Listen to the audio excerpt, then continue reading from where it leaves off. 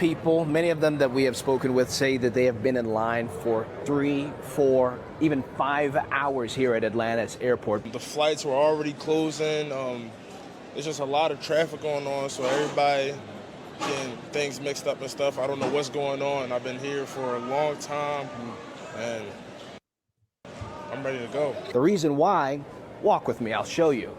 If you take a look at what's happening at checkpoints, not only here in Atlanta, but across the country, because of the number of TSA call-outs, they have had to adjust to deal with the numbers. And so, when you go to the main checkpoint here, you see this additional long line. There, it's about a 2-hour wait to get through the checkpoint. We have heard from people all across the country who have echoed their concerns, saying that they want these TSA officers to get paid. The Trump administration says that they are bringing out ICE officers to try to help out in certain airports that they are calling hot spots. They say that in addition to that, they are also trying to work and really try to make sure that everything can be done as quickly as possible to not only make sure that these TSA officers are paid, but to ensure that the Department of Homeland Security is funded all across the board. Still, however, a bit of a mess, a lot of people frustrated, but especially those TSA officers who have missed not only one full paycheck, but are concerned they could potentially miss a second. Y'all, that's mortgage payments, that's feeding your family, that's putting gas in your car, that's just getting to and fro. It's paying your LG&E bills. That's what we call it. Look, in Kentucky is LG&E.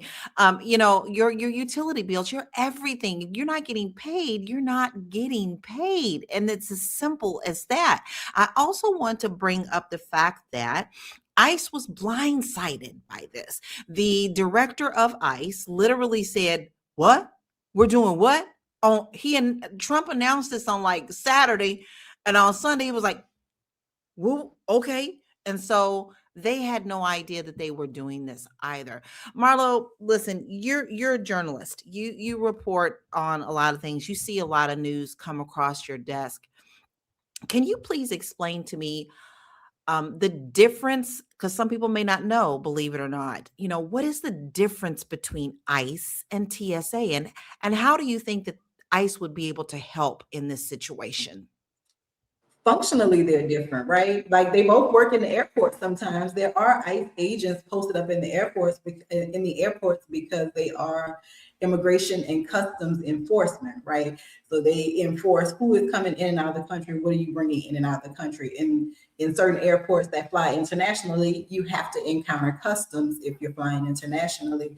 Obviously, the TSA was created, as we all remember, after 9/11, right, as a safety mechanism for airports to keep people from bringing shoe bombs and flying planes into buildings and all this other stuff.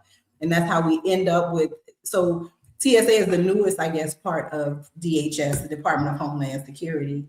And look, the people have the money, okay? Kristi Noem had to sit in front of the people before he fired her and pretend that she didn't know that $200 million was spent on a marketing campaign. Where would we be if $200 million hadn't been spent on a marketing campaign last year? We would be in a situation where these people could get up and go to work with dignity and take care of their families. We could talk about this moment right now with the funding bill and holding it hostage for the FADE Act and all of that other stuff.